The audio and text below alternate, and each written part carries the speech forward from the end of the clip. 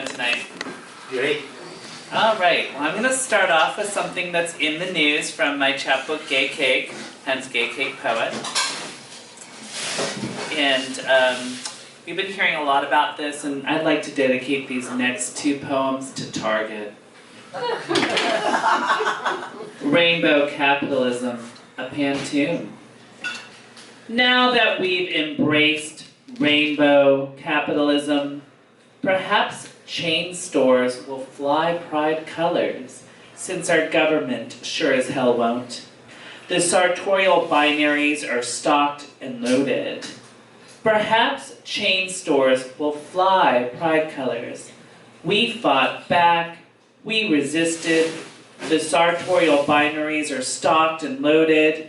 We still have to perform heteronorms for the masses. We fought back, we resisted. We paraded down city streets in jacked up heels. We still have to perform heteronorms for the masses. Do we owe everyone our assuredness and sass? We parade down city streets in jacked up heels, since our government sure as hell won't. Do we owe everyone our assuredness and sass, now that we've embraced rainbow capitalism?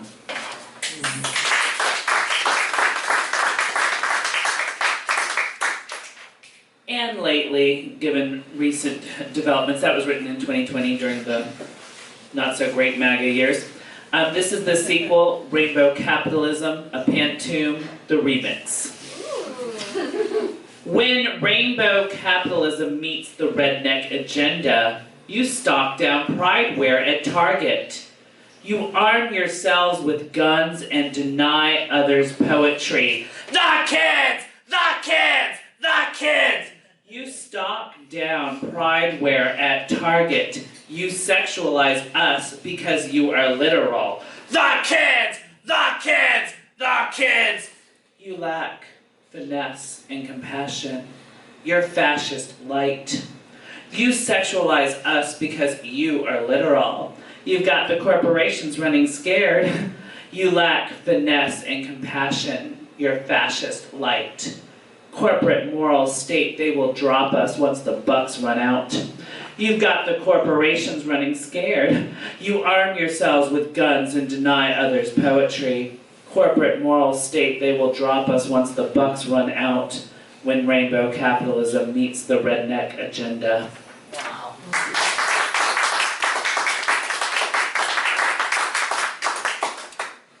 Thank you. This poem, I did a series of poems based on The Pierce by Alvin Balthrop. And for those of you who may not know, Alvin Balthrop was a photographer and a taxi driver in New York. And he took black and white photos of gay and bisexual men at the Chelsea Piers, in between kind of Stonewall and AIDS, and maybe a little into AIDS. So like 70s and 80s, a bunch of gay men would gather on the Chelsea Piers and have sex. And now it's a lovely coffee table book, which my husband thankfully bought for me. And it's beautiful art too, you know, it's sexy time, but it's beautiful. So I wrote a series of poems on this book, and this poem doesn't deal with that, but it's hard to see those photos now and not think about the AIDS that may have been in the future. And you know, there was liberation, but it seemed to come at a cost for the LGBTQ community. But this poem is celebrating some of the beauty found in this book, and it's titled, Allison, I think you do this a lot too, the first line is the title of the poem. So this one's titled, Lovers on the Warped Floorboard. Lovers on the warped floorboard could have been lovers on the grass. Discarded clothes rolled up like food stores at a picnic. Sun imprinting on arched backs and crisscrossed soles, almost alone except for the quick flash of the camera, capturing you both mid-caress, shadows making art on your skins, bisecting your bodies like bubbled graffiti tags, lovely in their bluntness and brevity. Lovers who don't want to be rounded up by the authorities. You want to exist, fuck, and be defiant under a carved-out sky. You seek to beautify something the world insists on keeping ugly. If you're both graffiti tags, you would have been bricked over, gentrified, and forgotten. As a photograph, now coffee table acceptable, you are eternal.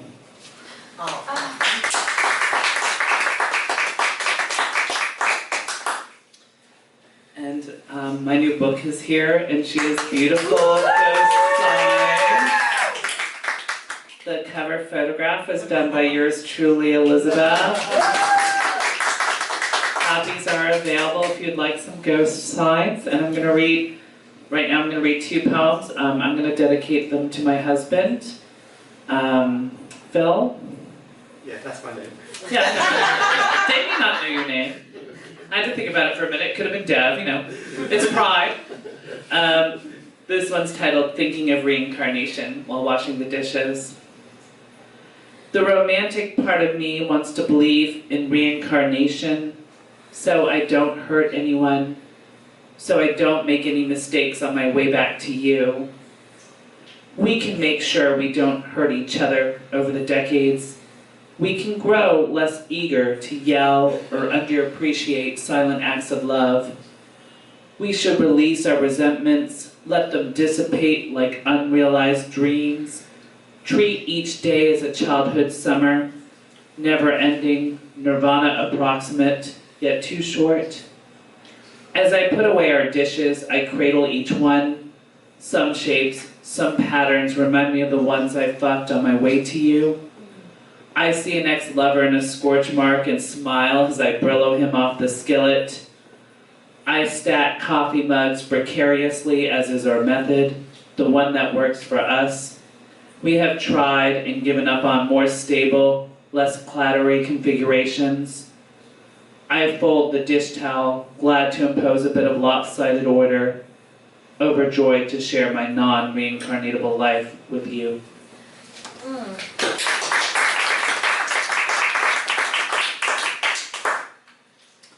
The next one is titled Turbulence. Flying across the Atlantic, the plane buffeted by stratospheric winds, visions of immortality dashed against the cockpit, the TV broken, the seatbelt light dinging madly, an angry red toxin. I look over to my husband, ensconced in some Middle Ages romance, far removed from fatalistic aviation. He sees the panic in my dried red eyes and squeezes my hand to assure me I will not drown in the unforgiving cold salinity of the ocean.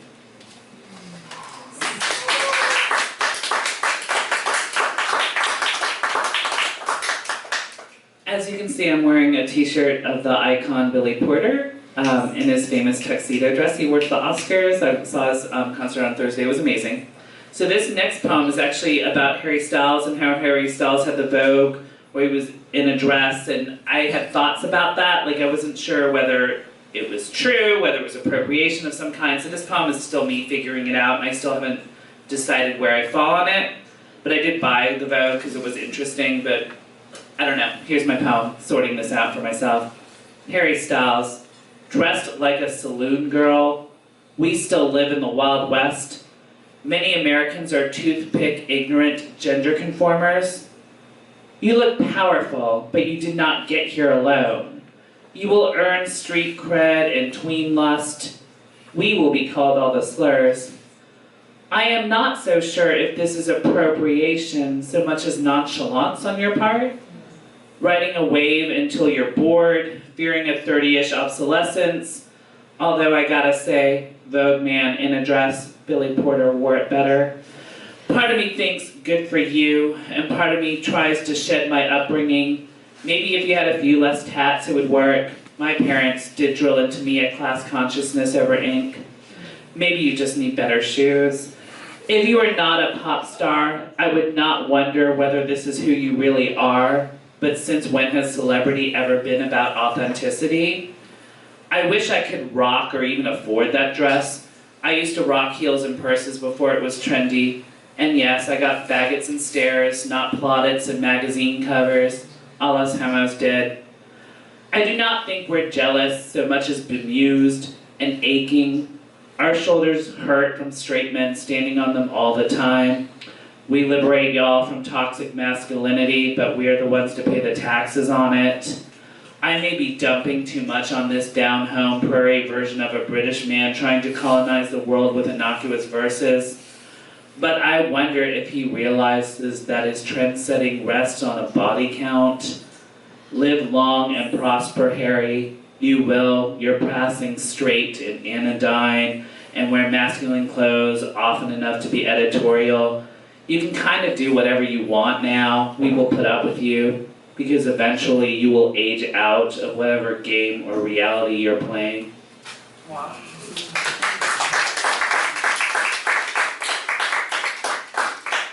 I'm going back to the book, y'all, because I'm in love with her. This one is dedicated to my friend Kevin, who died during COVID.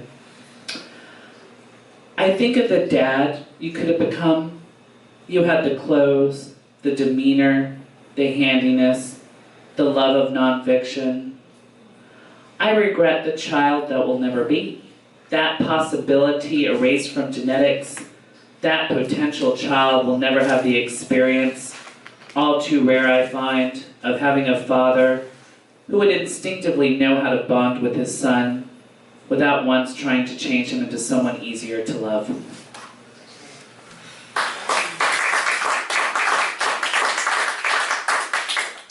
Any Ani DeFranco fans in the house? Any Bob Dylan fans in the house? I got a little bit of both. Ani, then Bob.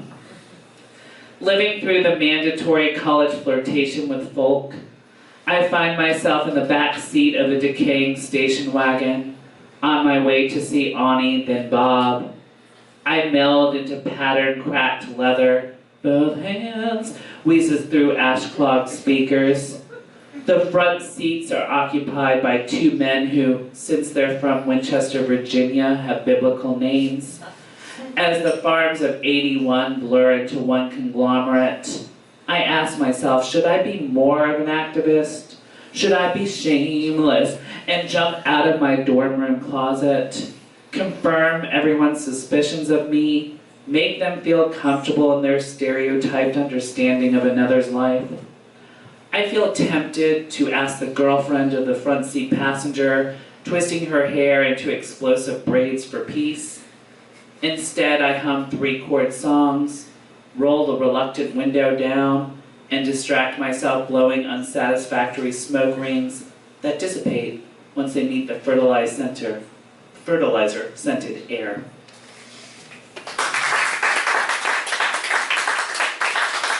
Sorry, I'm still in the book. Venison. This is dedicated to my grandfather.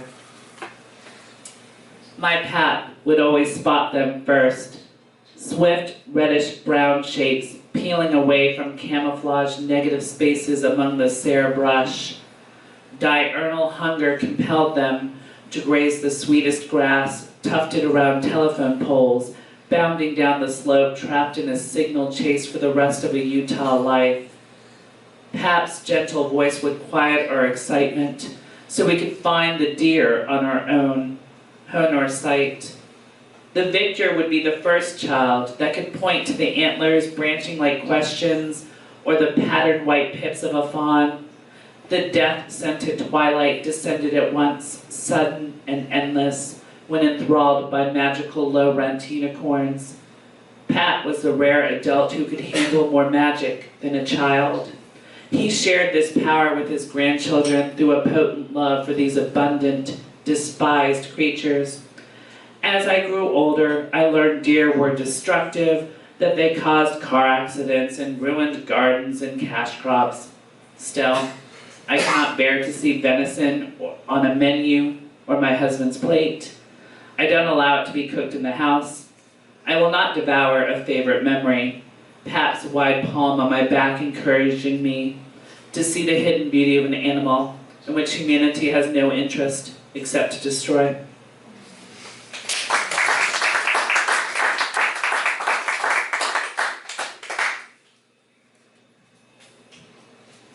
Sorry, just a minute, I'm still learning the book. 19, this is dedicated to a classmate of mine who died from gun violence. 19. 1. He made it to 19. He was shot for looking at a dead deer.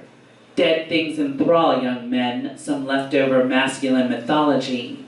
His life stopped at some point before adulthood due to a crazed gun-packing nation. Deer are plentiful, rampant, pestilent. Did you know they were worth killing for? 4.6.8 point. Pick your favorite gun sound. Hate in a pocket, strapped to a holster, concealed open carry bloodlust, guaranteed by crinkled paper with the texture of a Whopper wrapper. Whoppers told by the gun lobbyists. But this poem should be about his death, that is not to be exploited for some political cause. Isn't that what they say? So fine. I can just about visualize him in the school uniform, blue on blue. This kid was a smartass in my grade school class, the best at soccer. I became a legend for one day when I blocked his attempt at goal. He was husky-voiced, freckled, alive. Now he's dead. He made it to 19, a hunter-gatherer lifespan, centuries of progress, and all we can show for it is deadlier weapons. I wonder if the shooter cared. Not that it matters. Remorse cannot resurrect the dead. What good is a conscience when you can just carry a gun? What good is America where we can casually blast each other away? The thinking, the praying, is the music you hear while you attempt to reach your elected representatives, the ones that don't care. Re-election, campaign finance, disinterest, who knows? All I know was he made it to 19. He was shot for looking at a dead deer, and that deer carcass, combined with some antiquated notion of defense, was worth his life. 2. What good is a living, leaping flame that can be extinguished over something so stupid? I think his friends just left him there to bleed out. Wartime in suburbia, a low-rent apocalypse now. The shooter was convicted in 31 minutes. My classmate's body was tagged in 19. How many minutes did he live? We were not at war at the time. The shooter has rotted in jail just as pick your favorite boy's name. Corpse has rotted. I remember his blue eyes. They burned brighter in memory. He was too young to know the definition of mortality. He was old enough to know better, but how could he have thought he would die over a dead deer? A morbid nursery rhyme, a Virginian redneck refrain. Where is the gun violence bedtime story for children? This edition would only be sold in America. Oh yeah, I forgot to mention, he was the son of a Vietnam vet. His father went over in the mistaken belief he could keep his country safe, keep his future children safe. He didn't realize the enemy lies within, with the same precise shade of white skin, and was not communist at all.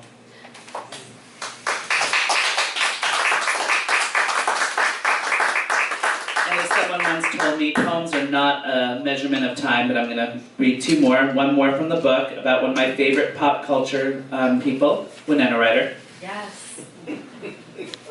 And then another one that's off book, A Special Wish for Pride Month.